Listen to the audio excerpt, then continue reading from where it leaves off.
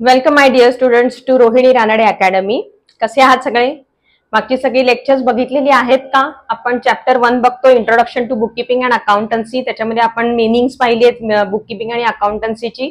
त्यानंतर आपण main accountancy मधल्या काही टर्मिनॉलॉजीज खूप महत्वाच्या आहेत त्या सगळ्या पाहिल्या. त्याच्यानंतर आपण अकाउंटिंग कन्सेप्ट पाहिलेल्या आहेत आणि आता आपण बघणार आहोत अकाउंटिंग स्टँडर्ड्स. अकाउंटिंग कन्सेप्ट ज्या आपण पाहिल्या ना त्या आणि अकाउंटिंग स्टँडर्ड साधारण सेमच आहे, पण मग दोघांमध्ये फरक काय आहे? अकाउंटिंग कन्सेप्ट ज्या आहेत त्या प्रत्येक बिझनेसमननी, ट्रेडरनी किंवा कुणीही प्रोफेशनलनी वापरायला हव्यात, ज्या गरजेच्या आहेत अशा कन्सेप्ट आहेत. पण अकाउंटिंग स्टँडर्ड जे आहेत ना, अकाउंटिंग स्टँडर्ड्स हे काही रूल्स आहेत, जे रूल्स प्रत्येक बिझनेसमनला ऍप्लिकेबल आहेत आणि त्यांनी कंपल्सरीली ते वापरायलाच पाहिजेत, कंपल्सरीली. तसं कन्सेप्टचं नाहीये. कन्सेप्ट हे ऍझम्पशन आहे की त्यांनी वापरणं गरजेचं आहे किंवा वापरलं तर चांगलं होईल. पण स्टँडर्ड्स म्हणजे काय? कंपल्सरीली प्रत्येक बिझनेसमध्ये ही अकाउंटिंग स्टँडर्ड्स फॉलो केली गेलीच पाहिजेत. मीनिंग सांगते मी. Accounting standards are the set of written rules that govern the accounting process. It is a set of written rules. असे रूल्स जे लिहिलेले गेलेले आहेत, कुठली तरी एक गव्हर्निंग बॉडी आहे ज्यांनी हे अकाउंटिंग स्टँडर्ड्स बनवलेले आहेत. ते कोण आहे ते मी नंतर सांगते तुम्हाला. त्यांनी हे जे रूल्स लिहून ठेवलेले आहेत ना, ह्या रूल्स, हे सगळे रूल्स वापरून आपल्याला बुक किपिंग अँड अकाउंटन्सी मधले प्रत्येक एंट्री या प्रोसेस प्रमाणे करायची आहे. Standard accounting rules, procedures and practices are already set. जे काही अकाउंटिंग स्टँडर्ड्स मध्ये लिहिली गेलेली, रिटर्न मध्ये असलेले रूल्स आहेत, प्रॅक्टिसेस आहेत, प्रोसिजर्स आहेत, अकाउंटिंग प्रोसिजर्स, त्या सगळ्या ऑलरेडी सेट केलेल्या आहेत. त्या आपल्याला रेफर करायच्या आहेत आणि वापरायच्या आहेत. Every business, trader, manufacturer, professional must, underline, must use these accounting standards. कुणीही असू देत, ज्यांचा कोणाचा स्वतःचा बिझनेस आहे, ट्रेडर्स आहेत, मॅन्युफॅक्चरर्स आहेत, प्रोफेशनल्स आहेत, डॉक्टर्स आहेत, लॉयर्स आहेत, हुएव्हर, प्रत्येकानेही अकाउंटिंग स्टँडर्ड्स वापरायलाच पाहिजेत, कंपल्सरी. ते वापरली तर काय होईल? दिस एन्श्युअर्स युनिफॉर्मिटी, कंपॅरेबिलिटी, कन्सिस्टन्सी, रिलायबिलिटी. हे सगळं आपण कन्सेप्ट मध्ये पाहिलं तेच ह्याच्यात पण आहे. यांनी काय होणार? युनिफॉर्मिटी, कंपॅरेबिलिटी, कन्सिस्टन्सी मेंटेन व्हायला मदत होणार आहे. जसं आपण कन्सेप्ट मध्ये ऑब्जेक्टिव्ह पाहिले तसे इथे पण ऑब्जेक्टिव्ह आहेत किंवा इम्पॉर्टन्स आहेत. साधारण सेमच आहेत दोघांचे, पण मी वेगळे सांगते. Helps the accountants to follow the uniform processes to write the books of accounts. अकाउंटंटला स्वतःचं वेगळं डोकं चालवायची गरज नाहीये. हे रिटर्न युनिफॉर्म प्रोसेसेस, प्रोसिजर्स आहेत, ती फक्त रेफर करा आणि फॉलो करायला सुरुवात करा, म्हणजे तुमचं बुक्स ऑफ अकाउंटिंग लिहिणं फार सोपं जाणार आहे. Helps in comparison of two financial statements. दोन फायनान्शियल स्टेटमेंट जर एकाच बेसिसवरती, एकाच बेंचमार्कनी लिहिली गेली असतील तर त्याच्यात कंपॅरिझन सोपी जाईल. Improve the reliability of the financial statements. Reliability कधी वाढेल? जर तुम्ही एखादा रूल फॉलो करून एखादी गोष्ट करत असाल तर ती रिलायबिलिटी त्याची चांगलीच असणार, कारण तुम्ही ते रूल्स फॉलो केलेले आहेत.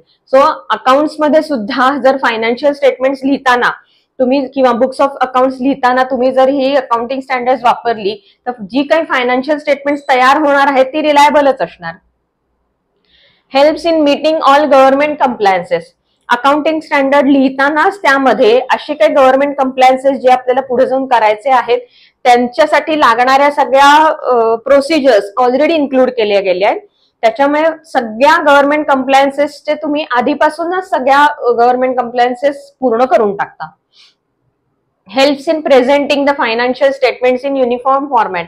कन्सेप्ट मध्ये पण पाहिलं होतं की नाही आपण, हे फायनान्शियल स्टेटमेंट्स मेजर कोणती आहेत आपली? दोन, बॅलन्स शीट आणि प्रॉफिट अँड लॉस अकाउंट. त्याचं जर प्रेझेंटेशनचा फॉर्मॅट जर युनिफॉर्म असेल सगळ्यांचा तर त्यांची कंपॅरिझन करणं सोपं जाणार आहे. Helps the users to understand the financial statements. Users कोण आहेत आपले? बुक किपिंगचे ओनर्स. परत परत तेच आपण रिवाइज करतो पण त्यानिमित्ताने आपलं ते रिफ्रेश होत आहे. युजर्स कोण कोण आहेत? ओनर्स आहेत, management, investors, lenders, debtors, creditors, bankers, सगळेजण. ज्यांनी जर ही फायनान्शियल स्टेटमेंट्स पाहिली तर त्यांना पहिल्यांदा सगळ्यात काय करणार आहेत? ही रिलायबल आहेत, ह्याच्यामध्ये काही चूक नाहीये, कंपॅरिझन करायला सोपं जाणार आहे, त्याच्यानंतर युनिफॉर्मिटी आहे. ह्या सगळ्या गोष्टी ह्याच्यामध्ये ऑलरेडी असल्यामुळे ह्या सगळ्या युजर्सना ही फायनान्शियल स्टेटमेंट अंडरस्टँड करण्यासाठी खूप सोपं जाणार आहे. ही आपण अकाउंटिंग स्टँडर्डचं मिनिंग आणि इम्पॉर्टन्स पाहिलंय. आता ही अकाउंटिंग स्टँडर्ड्स कोणी तयार केली ते बघू आणि तुम्हाला आता 11th स्टँडर्ड मध्ये काही थोडीच त्याच्यातली शिकण्यासाठी आहेत ते कोणकोणते ते आपण आता पुढच्या ह्याच्यात बघूया. ही जी अकाउंटिंग स्टँडर्ड्स आहेत ही कोणी बनवली, त्यांच्या गव्हर्निंग बॉडीज कोण कोण होत्या ते आपण आता बघणार आहोत. सो अकाउंटिंग स्टँडर्ड्स इंटरनॅशनल आणि इंडियन अशी दोन प्रकारची आहेत. त्यातली इंटरनॅशनल अकाउंटिंग स्टँडर्डचं नाव आहे IFRS आणि इंडियन अकाउंटिंग स्टँडर्डचं नाव आहे AS किंवा GAAP. फुल फॉर्म सांगते मी. IFRS म्हणजे काय? International financial reporting standards. International आहेत ना, so international financial reporting standards. Indian AS म्हणजे काय? Accounting standards. आणि GAAP म्हणजे काय? Generally accepted accounting principles. मी पुढे सांगितलेलं आहे, मी आता फक्त फुल फॉर्म सांगितला. Generally accepted accounting principles. आता इंटरनॅशनल लेवलवरती अकाउंटिंग स्टँडर्ड्स कशी फॉर्म होतात ते बघूया. IFRS म्हणजे सांगितलं मी international financial reporting standards. International accounting standard board IASB accounting standard जे इंटरनॅशनल लेवलवरती फंक्शन होतं त्याचं नाव आहे IASB is the governing authority of IFRS. These accounting standards are accepted worldwide. International आहेत त्याच्यामुळे वर्ल्ड वाईड आपल्याला एका कंट्रीपासून दुसऱ्या कंट्रीमध्ये जर काही एक्सचेंज करायचा असेल किंवा काही अकाउंटिंगशी रिलेटेड आपल्याला ट्रान्झॅक्शन्स करायचे असतील तर आपल्याला IFRS ही अकाउंटिंग स्टँडर्ड्स रेफर करायला लागतात. So these are accepted worldwide. It aims in improving the financial reporting internationally. इथे नावच आहे ना इंटरनॅशनल फायनान्शियल रिपोर्टिंग. सो त्यांचं एम मेन काय आहे? It aims in improving financial reporting internationally. कळलं? इंडियनशी रिलेटेड काय आहे? AS म्हणजे अकाउंटिंग स्टँडर्ड. याच्यावरती शॉर्ट नोट विचारू शकतात तुम्हाला, स्टार मार्क करा. So accounting standards. Accounting Standard Boards ASB. It was formed under the supervision of Institute of Chartered Accountants of India ICAI on 21st of April 1977. ही तारीख आहे ना, ही तुम्हाला fill in the blanks मध्ये विचारतात, so लक्षात ठेवायची. Accounting standard board हे एक बोर्ड फॉर्म केलं. कुणी फॉर्म केलं? ICAI institute of chartered accountants of India. त्यांनी एक बोर्ड स्थापन केलं. त्या बोर्डच्या अंडर काय केलं? अकाउंटिंग स्टँडर्ड्स लिहिली. कधी? 21 April 1977. ASB framed the Indian accounting standard ज्यांना IAS असंही म्हणतात, which are applicable in India only. त्यांनी काय केलं? IAS are based on the principles of generally accepted accounting principles GAAP. जेव्हा अकाउंटिंग स्टँडर्ड्स लिहिली गेली ना इंडियामधली, त्याच्या आधी हे GAAP ऑलरेडी आलेलं होतं, जनरली ऍक्सेप्टेड अकाउंटिंग प्रिन्सिपल्स. नावावरूनच कळते ना, जनरली ऍक्सेप्टेड अकाउंटिंग प्रिन्सिपल्स. जी सगळीकडे अकाउंटिंग प्रिन्सिपल जनरली ऍक्सेप्ट केले गेलेली आहेत, पण ती रूल्स नाहीयेत. जसं मी तुम्हाला कन्सेप्ट मधला फरक सांगितला तेच आहे. कन्सेप्ट अँड प्रिन्सिपल्स मध्ये आणि स्टँडर्ड्स मध्ये फरक काय आहे? कन्सेप्ट अँड प्रिन्सिपल्स ह्या जनरली ऍक्सेप्टेड प्रिन्सिपल्स आहेत, पण आता त्याचे रूल्स बनवलेत त्यांनी. सो त्याचा बेस काय होता रूल्स बनवायचा? IAS चा बेस काय होता? तर GAAP हा होता. There are in all 31 accounting standards which are serially numbered. कसे सिरियली नंबर्ड आहेत? AS1, AS2, AS3 वगैरे असे. सो ही शॉर्ट नोट तुम्हाला विचारतील अकाउंटिंग स्टँडर्ड म्हणजे काय हे तुम्हाला लिहायचंय. मगाशी मी मीनिंग सांगितलं ते मीनिंग लिहाल आणि हे लिहाल. कळलंय? सो अकाउंटिंग स्टँडर्ड्स आता तुम्हाला कोणती आहेत 11वी मध्ये ती आता आपण शिकायला पुढे सुरुवात करणार आहोत. सगळी अकाउंटिंग स्टँडर्ड्स महत्वाची आहेत. प्रत्येक अकाउंटिंग स्टँडर्ड नीट समजून घ्यायचंय. हा पहिला चॅप्टरच सगळा खूप महत्वाचा आहे, कारण तो अगदी तुमच्या प्रत्येक अकाउंटन्सी मधली टर्म अँड टर्म जी इम्पॉर्टंट आहेत ती आता तुम्ही इंट्रोडक्शन मध्ये शिकणार आहात. सो ती नीट समजावून घ्या. ठीक आहे? सो आता आपण अकाउंटिंग स्टँडर्ड्स बघूयात. सो आता आपण ऍक्च्युअल अकाउंटिंग स्टँडर्ड शिकायला सुरुवात करूयात. पहिला अकाउंटिंग स्टँडर्ड आहे AS1 disclosure of accounting policies. तुम्हाला लक्षात ठेवताना नंबर सुद्धा लक्षात ठेवायचा आहे. So AS1 is disclosure of accounting policies. हे अकाउंटिंग स्टँडर्ड नंबर 1 आहे. ते कधी लिहिलं गेलं? कधी हा अकाउंटिंग स्टँडर्ड लिहिलं गेलंय? 1st of April 1991 for companies आणि 1st of April 1993 for others. कंपनीजनी कधी ऍप्लिकेबल आहे? कंपनीजना 1/4/1991 पासून ऍप्लिकेबल आहे आणि बाकीच्या कंपनी सोडून ज्या बाकीच्या आहेत त्यांना 1/4/1993 पासून ऍप्लिकेबल आहे. आता कंपनी म्हणजे काय हे नंतर तुम्हाला मी सांगणार आहे. कॉन्स्टिट्यूशन्स असतात जेव्हा बिझनेस सुरू करतो त्यावेळेला सोल ओनर एकटा माणूस असेल, त्याच्या पुढची स्टेप असते पार्टनर, मिनिमम 2 माणसं असू शकतात किंवा मॅक्सिमम 20 माणसं असू शकतात, ती एकत्र येऊन एक बिझनेस सुरू करतात. तसंच कंपनी म्हणजे शेअर होल्डर ज्या कंपनीमध्ये असतात त्यांना, म्हणजे जे कॅपिटल शेअर होल्डिंग असतं त्यांना कंपनी असं म्हणतात. कंपनी म्हणजे ज्यांचं कॅपिटल शेअर होल्डिंगच्या थ्रू जनरेट झालेलं असतं त्यांना कंपनी म्हणतात. सो इथे तुम्हाला बाकी डिटेल्स महत्वाचे नाहीये, तुम्हाला अकाउंटिंग स्टँडर्ड महत्वाचे. लक्षात काय ठेवायचे, 1 April 1991 for companies, 1 April 1993 for others, असं हे ऍप्लिकेबल झालंय. काय आहे डिस्क्लोजर ऑफ अकाउंटिंग पॉलिसीज, आपण आधी पण पाहिलेले.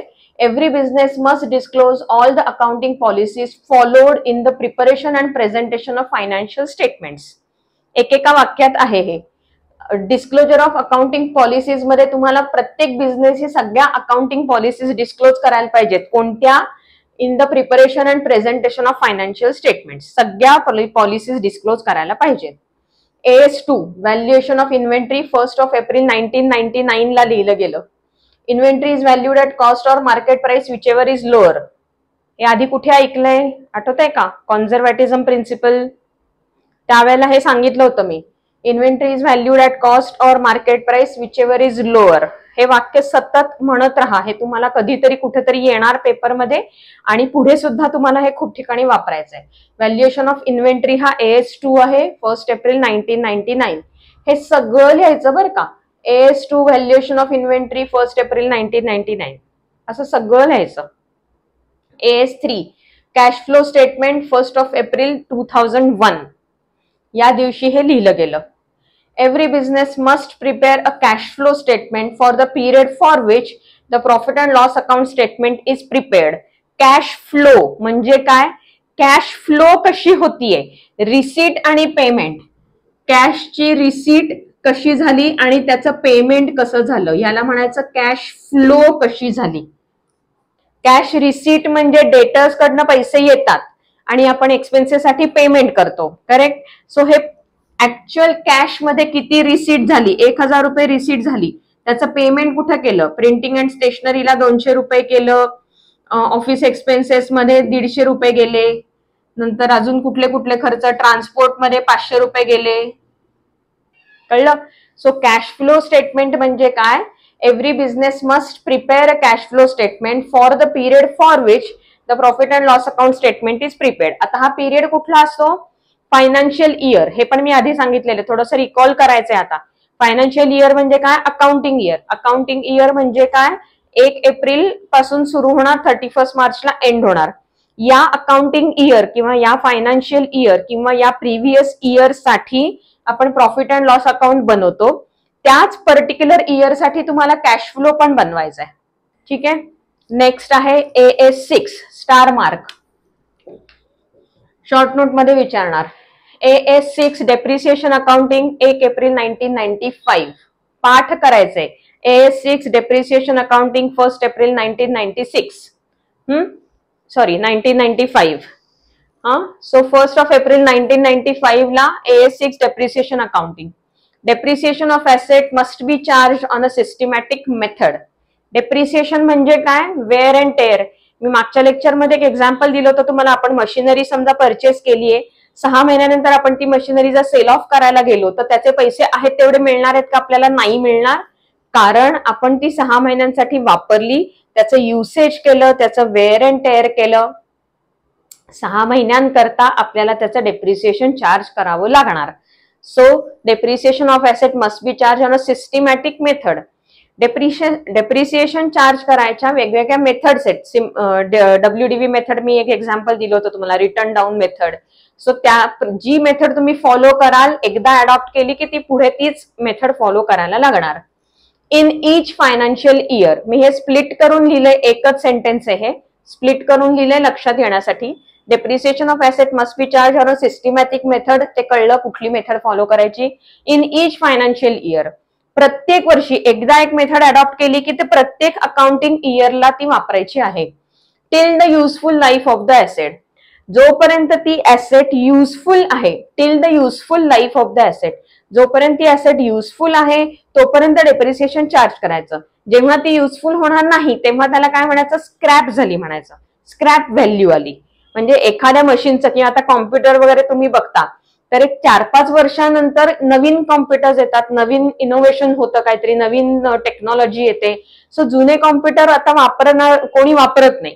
सो 5 वर्ष 10 वर्षानंतर आता जुने लॅपटॉप कॉम्प्युटर कोणी वापरत नाही. सो त्यांना काय म्हणायचं, स्क्रॅप व्हॅल्यू आली. जोपर्यंत त्या ऍसेटला युजफुल लाईफ आहे तोपर्यंत डेप्रिसिएशन चार्ज करायचं. जेव्हा स्क्रॅप व्हॅल्यू येईल तेव्हा ती ऍसेट स्क्रॅपच करायची आणि व्हॅल्यू 0 करून टाकायची त्या ऍसेटची. मग आता डेप्रिसिएशन चार्ज करायची गरज नाही, कारण आता ऍसेटच नाहीये. सो हे डेप्रिसिएशन अकाउंटिंग संदर्भातलं अकाउंटिंग स्टँडर्ड आहे. AS8 accounting for research and development, R&D करतात. R&D म्हणजे काय, की एखाद्या बिझनेसमध्ये काही प्रॉडक्ट डेव्हलप करायचं असेल ना, तर तो प्रॉडक्ट डेव्हलप करतानाचे जे खर्च झाले, रिसर्च करायला लागला, त्याच्यामध्ये काही डेव्हलपमेंट्स करायला लागल्या, त्यासाठी जे काही खर्च इन्कर झाले ते कसे रेकॉर्ड करायचे, त्याच्यासाठी हे अकाउंटिंग स्टँडर्ड आहे. 1 April 1991 companies, 1 April 1993 others. Same आहे हे आणि हे सेम आहे. So expenditure on R&D must be charged as expenditure for the same period in which they are incurred. सगळ्या कन्सेप्ट आठवा तुम्ही. डिस्क्लोजर कन्सेप्ट सांगितली, मटेरियलिटी कन्सेप्ट सांगितली होती, सगळीकडे हे ऍप्लिकेबल आहे.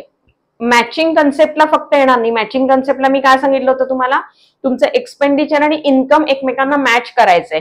पण हा जो आहे ना पर्टिक्युलर रिसर्च अँड डेव्हलपमेंट वरचा एक्सपेंडिचर, त्याच्या अगेन्स्ट तुमचं इन्कम अजून झालेलं नाहीये. एकदा तो प्रॉडक्ट डेव्हलप झाला आणि तो सेल करायची वेळ येईल त्यावेळेला इन्कम होणार आहे. तोपर्यंत तुम्ही हा खर्च कशाची मॅच करू शकत नाही. तो वन टाइम खर्च म्हणूनच ट्रीट करायला लागतो. So expenditure on research and development must be charged as expenditure for the same period in which they are incurred. समजा तुम्ही 2 वर्ष 3 वर्ष रिसर्च चालूच आहे, तर त्या वर्षात जे जे खर्च झाले ते त्या अकाउंटिंग इयर मध्ये तुम्हाला एक्सपेंडिचर म्हणून दाखवून टाकायचे. कळलं? सो आता आपण 5 अकाउंटिंग स्टँडर्ड्स पाहिली, पुढची बघूयात आता. नेक्स्ट अकाउंटिंग स्टँडर्ड आहे AS9 रेव्हेन्यू रेकग्निशन. रेव्हेन्यू रेकग्निशनला परत 1 April 91 companies, 1 April 93 for others. Revenue recognition हे आधी पण आपण बऱ्याच वेळा पाहिलेलं आहे. It lays down the conditions to recognise the revenue that arises from the events of the transactions. Revenue recognition कधी होणार, जेव्हा इव्हेंट ऑकर होईल आणि मनी और मनीज वर्थ इन्व्हॉल्व्ह होईल, त्यावेळेला रेव्हेन्यू रेकग्निशन होतं. रेव्हेन्यू रेकग्निशन संदर्भातली सगळी इन्फॉर्मेशन इथे AS9 रेव्हेन्यू रेकग्निशन मध्ये दिलेली आहे. याला स्टार करा AS10 ला. AS10 accounting for fixed assets, परत सेमच 1 April 91 companies, 1 April 93 others. Accounting for fixed assets आपण हे आधी पण पाहिलेलं आहे कॉस्ट कन्सेप्ट मध्ये.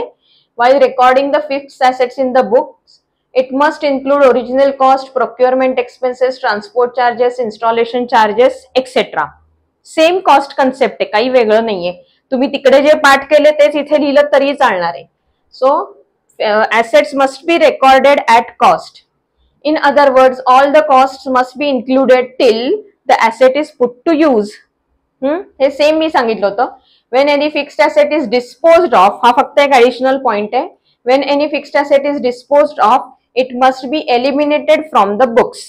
फिक्स्ड ऍसेट्सच्या लिस्ट मध्ये एखादी ऍसेट जर आपण सेल ऑफ केलेली असेल तर ती त्या लिस्ट मधनं काढून टाकायला पाहिजे. हे लक्षात ठेवा.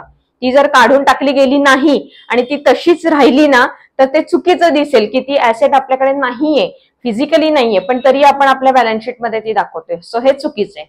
सो यामध्ये तुम्ही एक्झाम्पल पण ऍड करा. मी जे तिकडे सांगितलं होतं ना मशीनचं, हे एक्झाम्पल तुम्ही इथे ऍड करा. म्हणजे हा तुमचा अकाउंटिंग फॉर फिक्स्ड ऍसेट्स जे आहे त्याचं शॉर्ट नोट आली तर तुम्ही एक्झाम्पल सकट ती लिहाल. AS10 होतं अकाउंटिंग फॉर फिक्स्ड ऍसेट्स. त्यानंतर आहे AS12 accounting of government grants, 1 April 1994. Government grants म्हणजे माहितीये का तुम्हाला, सबसिडीज किंवा ग्रांट्स ज्या गव्हर्नमेंट देतं. सो एखादी गोष्ट जर तुम्ही सोशल कॉज साठी करत असाल ना तर गव्हर्नमेंट तुम्हाला त्याच्यावरती सबसिडी देतं. सो आपली काही काही स्कूल्स असतात ज्यांना गव्हर्नमेंट ग्रँट असते. असे काही काही बिझनेसेस असतात जे डेअरी फार्मिंग करतात किंवा सोलर सिस्टीम्स ज्या येतात ना, त्या सोलर सिस्टीम्सना पण गव्हर्नमेंटची सबसिडी मिळायची पूर्वी. सो त्यांचं subsidy in the sense concession मिळतं किंवा गव्हर्नमेंटकडनं काही पैसे मिळतात तुम्हाला तो बिझनेस सुरू करण्यासाठी, त्यांना म्हणायचं गव्हर्नमेंट ग्रँट किंवा subsidy. So any grant, subsidy or incentive received from the government must be disclosed and recorded in the books. जे पैसे आपल्याला गव्हर्नमेंट कडनं मिळालेले आहेत ऍज अ ग्रँट ते आपल्याला डिस्क्लोज करायचे आणि आपल्या बुक्स मध्ये लिहायचे. At the same time the compliances regarding the grants must be fulfilled. जेव्हा कुठलीही ग्रँट मिळते गव्हर्नमेंट ग्रँट त्यावेळेला ना गव्हर्नमेंटच्या काही कंडिशन्स असतात, त्या सगळ्या कंडिशन्स फुलफिल व्हायला पाहिजेत आणि त्या झाल्या आहेत की नाही त्या संदर्भातली सगळी इन्फॉर्मेशन AS 12 मध्ये दिलेली आहे, accounting of government grants. Next आहे AS 13 accounting for investments. Investments करतो आपण कंपनीकडनं किंवा बिझनेस मधनं सुद्धा काही इन्व्हेस्टमेंट्स केलेले असतात. 1 एप्रिल 1995 या दिवशी इन्व्हेस्टमेंट्सचं अकाउंटिंग कसं करायचं त्याचं स्टँडर्ड लिहिलं गेलं. Current assets and long term investments current investments and long term investments must be shown separately in the financial statements. Financial statement मध्ये करंट इन्व्हेस्टमेंट आणि लॉंग टर्म इन्व्हेस्टमेंट वेगळी दाखवायची. करंट इन्व्हेस्टमेंट म्हणजे within 1 year, long term investment म्हणजे 1 वर्षापेक्षा जास्त जर investment केली असेल तर त्याला लॉंग टर्म म्हणायचं. It must be shown separately. Current investments are shown at cost or market price whichever is lower. Inventory आठवते का? Cost or market price whichever is lower, conservatism concept. So current investment कशा लिहितात? Cost or market price whichever is lower, पण long term investments are shown at cost. So हे again star mark. कळतंय? सोपं आहे, लक्षात ठेवायला काय अवघड नाहीये. Current investments, long term investment must be shown separately. Current investments shown at cost or market price whichever is low and long term investment at cost. तीनच वाक्य लिहायचे. 1 April 1995.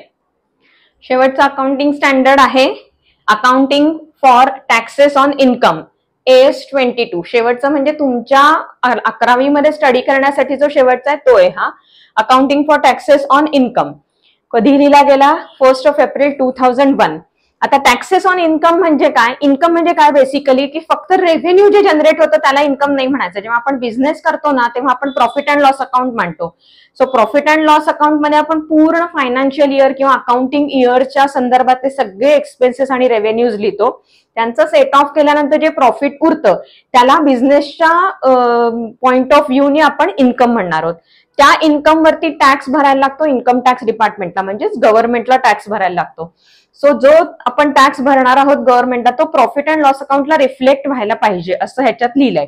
The profit and loss account prepared for the year must include the current tax on income. Current tax म्हणजे current इयरचा tax, तो त्याच्यात include व्हायला पाहिजे. As well as deferred tax for timing difference. He concept ना तुम्हाला actually आता नाहीये पुढे कुठे, पण जस्ट तुमच्या इन्फॉर्मेशनसाठी मी त्याचा अर्थ सांगते. डिफर्ड टॅक्स म्हणजे आपण जसं डिफर्ड रेव्हेन्यू एक्सपेन्सेस पाहिलं होतं की नाही, की त्या पर्टिक्युलर पिरियडमध्ये आपण तो खर्च करतो पण तो असतो पुढच्या वर्षींसाठीचा. करेक्ट? सो तो जो टायमिंग डिफरन्स आहे ना, की पुढच्या वर्षीचा खर्च तुम्ही आत्ताच केला त्याला डिफरल टॅक्स असं म्हणतात. जसं तो एक्सपेंडिचर डिफरल होता पुढच्या वर्षींसाठीचा तुम्ही आधी केलेला, तसा हा टॅक्स जो आहे हा टायमिंग डिफरन्समुळे किंवा इयरच्या डिफरन्समुळे आधीच भरलेला असतो. ह्याला म्हणायचं डिफरल टॅक्स.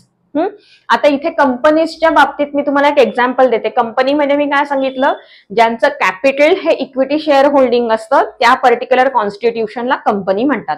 कंपनीला 2 ऍक्ट ऍप्लिकेबल असतात, एक तर हा इन्कम टॅक्स आणि दुसरा company act. So income tax act प्रमाणे आणि कंपनीज ऍक्ट प्रमाणे डेप्रिसिएशन जे चार्ज करतात ना ते वेगवेगळं असतं. त्या दोघांमधला जो डिफरन्स आहे तो सुद्धा डिफरल टॅक्स मध्येच येतो. असे अनेक गोष्टी डिफरल टॅक्स मध्ये येतात. मी जस्ट एक्झाम्पल म्हणून सांगते तुम्हाला. तुम्ही जास्ती ह्याच्यावर डिटेल्ड मध्ये शिरू नका, लक्षात फक्त हा शब्द ठेवायचा आहे. काय लिहायचंय? Accounting for taxes on income असं विचारलं तर त्यात काय लिहिणार तुम्ही? Profit and loss account prepared for the year must include the current tax on income as well as deferred tax for the timing difference. एवढंच लिहून यायचंय, त्याच्यामध्ये जास्ती विचार करत बसू नका. ठीक आहे? सो आपले अकाउंटिंग स्टँडर्ड सगळे शिकून झालेले आहेत. मला आता तुम्हाला एक होमवर्क असा द्यायचा आहे की हे जे अकाउंटिंग स्टँडर्ड आपण शिकलोय ना, याची आपल्याला एक नुसतं टॅब्युलर फॉर्म मध्ये लिस्ट बनवायची. ती लिस्ट कशी असेल मी कॉलम सांगते तुम्हाला. सो तुम्हाला एएस नंबर लिहायचे आहेत 1 2 3 4. त्याच्यानंतर डिस्क्रिप्शन लिहायचंय आणि शेवटी तुम्हाला डेट लिहायची. ठीक आहे, असे 3 कॉलम करायचे. हे सगळं झाल्यानंतर म्हणजे हे शेवटचं जेव्हा तुम्ही स्टँडर्ड लिहाल त्याच्यानंतर हे टेबल बनवा. तुम्हाला जेवढे आहेत 1 2 3 पासून आपण सुरुवात केली, टोटल 10. सो ए स्टँडर्ड तुमचे 10 लिहायचे. त्याचं डिस्क्रिप्शन म्हणजे ही फर्स्ट लाईन जी होती ती लिहायची आणि डेट म्हणजे त्याच्या पुढे कंसात मी ज्या तारखा लिहिल्या त्या ते लिहायचं. आणि ते टेबल तुम्ही सतत वाचणार आहात. ऑलमोस्ट पाठ करायचं असंच समजा, कारण तुम्हाला या तारखा लिहायला लागतात. ए स्टँडर्ड किती साली कुठलं आलं असं फिल इन द ब्लँक्स मध्ये विचारतात. सो ते टेबल तुम्हाला सतत वाचायचंय. जाता येता वाचलं की पाठ होऊन जाणार आहे. कळलं? सो हे आपण शिकलो आता ए स्टँडर्ड. आता आपला हा चॅप्टर पूर्ण शिकून झालेला आहे. चॅप्टर 1 होता आपला introduction to bookkeeping and accounting. आपण त्याच्यात सगळे पॉइंट्स कव्हर केले, सगळे टॉपिक कव्हर केलेले आहेत. आता येतो एक्सरसाइजचा भाग. एक्सरसाइज हा तुम्ही तुमचा सोडवायचा असतो असं माझं पहिल्यापासून म्हणणं आहे. त्याच्यात जर काही अडलं तर मी तुम्हाला गाईड करायला आहेच आहे. काही अडलं तर मला नक्की विचारा की मला हा पॉइंट कळला नाहीये. कुठलंही ट्रू ऑर फॉल्स असेल, फिल इन द ब्लँक्स असेल, जे काही तुम्हाला अडलं ना ते मला लगेच विचारा. तसंच या टॉपिकशी रिलेटेड मी काही नवीन क्वेश्चन काढलेले आहेत ते सुद्धा मी तुम्हाला कमेंट बॉक्समध्ये देणार आहे. तेही तुम्ही तुमचे सॉल्व्ह करा, कारण ऍडिशनल आहेत. कधीतरी तेही प्रश्न विचारू शकतात. जर वेळेला काही एक्सरसाइज मध्ये दिले तेच प्रश्न तुमच्या पेपरमध्ये येतील असं नाहीये. सो सगळ्या बाजूनी तुमचा अभ्यास होण्यासाठी म्हणून मी काही प्रश्न तयार केले, तेही मी तुम्हाला देणार आहे. वहीमध्ये प्रत्येक प्रश्नाचं उत्तर लिहायचं आहे. जसं पेपरमध्ये तुम्ही प्रश्न आणि उत्तर असं फॉर्मॅटमध्ये लिहिता की नाही, तसंच तुमच्या वहीमध्ये लिहून काढायचंय. पुन्हा एकदा मी तेच सांगतेय की एकदा तुम्ही लिहाल त्यावेळेला तुमच्या डोक्यामध्ये ते रजिस्टर होतं. म्हणजे तिसरी रिव्हिजन असते ती. एकदा तुम्ही ऐकत असता, एकदा लिहित असता तेव्हा सेकंड रिव्हिजन, आणि लिहिताना मनातल्या मनात म्हणत असता ती थर्ड रिव्हिजन असते. सो तुम्हाला लिहिणं अतिशय महत्वाचं आहे. या सगळ्या गोष्टी कशा तुम्हाला वाटतात ते मला सांगा. टॉपिक समजतोय का तेही सांगा. काही समजत नसेल कमेंटमध्ये सांगा. तोपर्यंत मी आता पुढचा चॅप्टर सुरू करणार आहे. काही समजत नसेल तर मला नक्की कमेंटमध्ये सांगा. आपण आता नेक्स्ट चॅप्टर सुरू करणार आहोत. तोपर्यंत टाटा.